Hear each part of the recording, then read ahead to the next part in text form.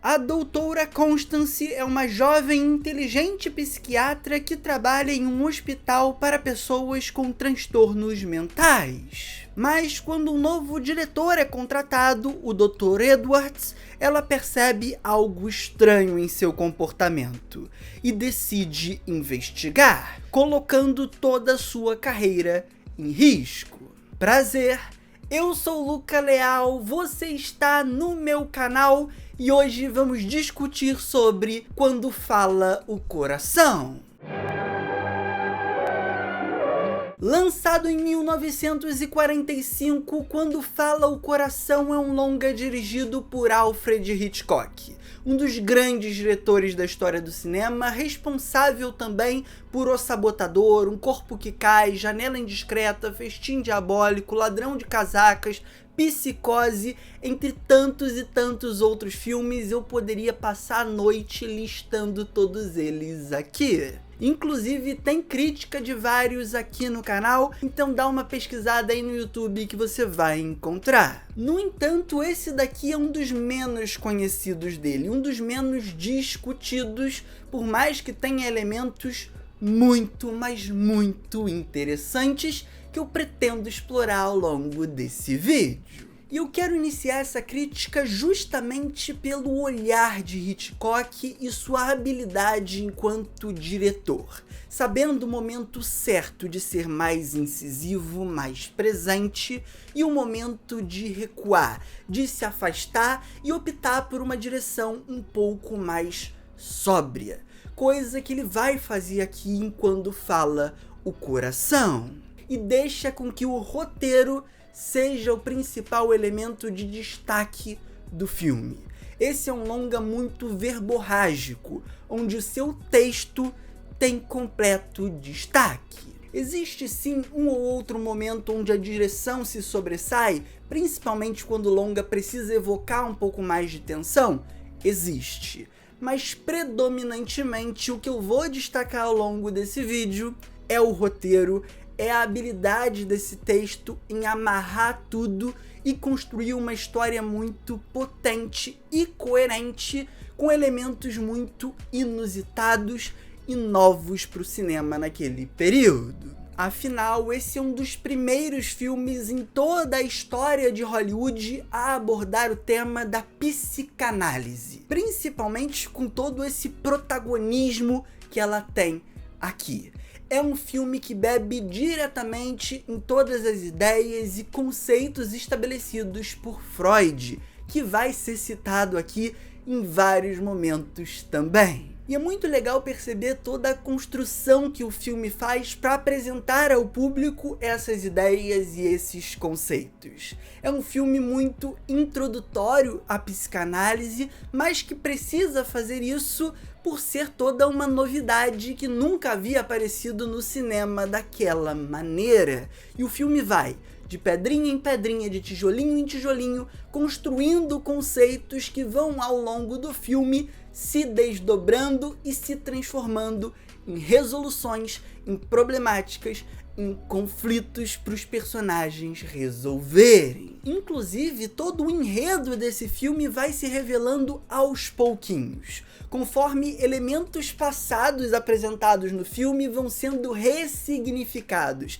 reinterpretados pelos personagens e ganhando novos sentidos que fazem com que a trama avance, com que o enredo se revele. Uma fala de um personagem depois vai ser interpretada de outra forma. Uma alucinação de um personagem depois vai ganhar um significado. Um sonho que é lido de uma maneira em determinado contexto vai ser lido de outra maneira em outro contexto. E com isso o filme vai ganhando uma complexidade no seu texto que é muito interessante.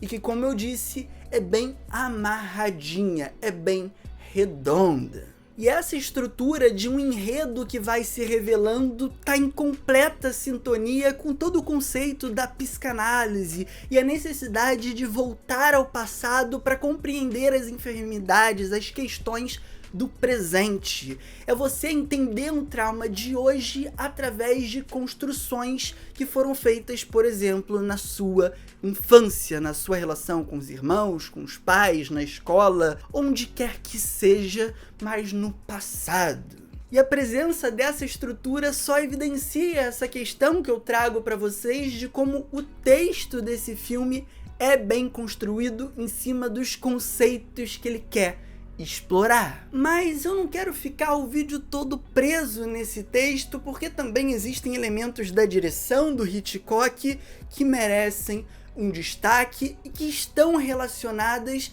a algumas das coisas que o filme vai abordar, como por exemplo o amor, o trauma e a obsessão. Esse é um filme que constrói em suas imagens momentos que ilustram muito bem esses três sentimentos, essas três sensações, como você queira chamar. Afinal, pro trauma, o Hitchcock consegue construir momentos muito dolorosos, de ruptura, de mágoa. Pros momentos de amor, o Hitchcock também sabe lidar muito bem com o melodrama.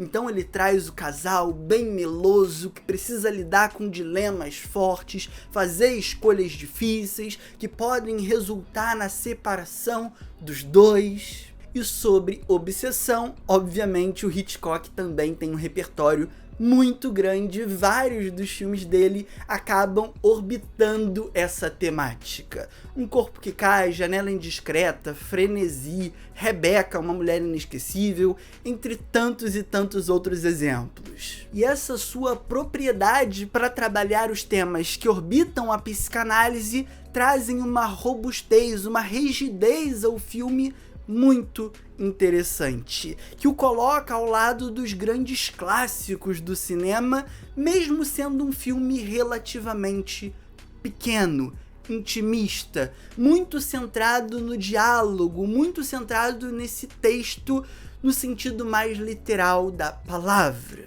Mas também, não me entendam mal, o filme tem seus momentos um pouco maiores, como toda a questão da estação de esqui e toda a sequência do sonho. E aí a gente vai entrar na veia surrealista do longa. E a gente não poderia não entrar nisso, já que a gente está falando de psicologia, psicanálise e Freud. Esse é um filme que ficou muito famoso pela sua cena do sonho, onde o Dr. Edward relata o sonho da sua noite anterior. E ele é ilustrado através de imagens muito fortes que foram construídas em colaboração do Hitchcock com ninguém mais, ninguém menos que Salvador Dalí, um dos principais artistas da vanguarda surrealista. Tanto quando a gente está falando de pinturas, como quando a gente está falando de cinema. Ele é uma das mentes responsáveis, por exemplo, por Um Cão Andaluz, ao lado do Luis Buñuel. E essas sequências de fato são encantadoras, muito bonitas, muito potentes e muito loucas, como os principais quadros e filmes surrealistas. Existe uma grandiosidade na construção daquelas imagens, uma plasticidade, uma artificialidade que ainda assim encontra, por conta desse contexto de sonho, algo um tanto quanto palpável. É o artificial crível, é o sonho com um pezinho na realidade. E aí, já caminhando para os finalmente, eu preciso abordar, mesmo que rapidinho, a dupla protagonista. Afinal, Hitchcock é um cara conhecido por formar duplas, por formar casais que se tornam icônicos pro cinema. James Stewart e Kim Novak que o diga. E aqui a gente tem a combinação de ninguém mais, ninguém menos que Ingrid Bergman com Gregory Peck, dois dos maiores nomes do cinema naquela época, que funcionam muito bem como esse casal improvável, de médica e paciente, um homem perturbado e uma doutora extremamente fria, inteligente irracional. E por mais que o filme tenha uma certa dificuldade de justificar um ponto ou outro da jornada que os dois enfrentam ao longo do filme por uma série de conveniências que são estabelecidas ali, ainda assim eu consigo comprar esse casal com muita facilidade, muito pela característica um tanto quanto magnética desses atores. Existe muito carisma ali e existe uma força de interpretação também muito grande. E as lentes de Alfred Hitchcock só intensificam isso. É um diretor que, como eu já pontuei, tem um domínio muito grande do melodrama e sabe se utilizar dele para estabelecer vínculos entre nós enquanto público e eles enquanto personagens. Mas agora eu quero saber de você. Já assistiu Quando Fala o Coração, um clássico de 1945, ganhador do Oscar de trilha sonora, indicado em tantas outras categorias?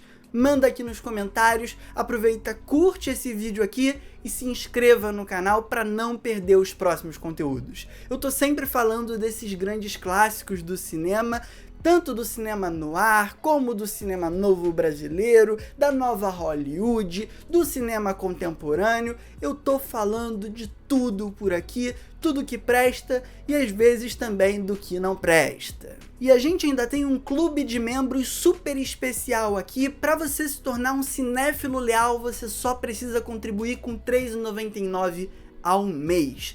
É muito pouco, não paga nem uma latinha de Coca-Cola e você contribui com o meu projeto para eu continuar aqui no YouTube trazendo mais e mais vídeos, mais e mais dicas cinematográficas. Então é isso, agora compartilha com seus amigos, um forte abraço, um beijo, valeu, falou e fui!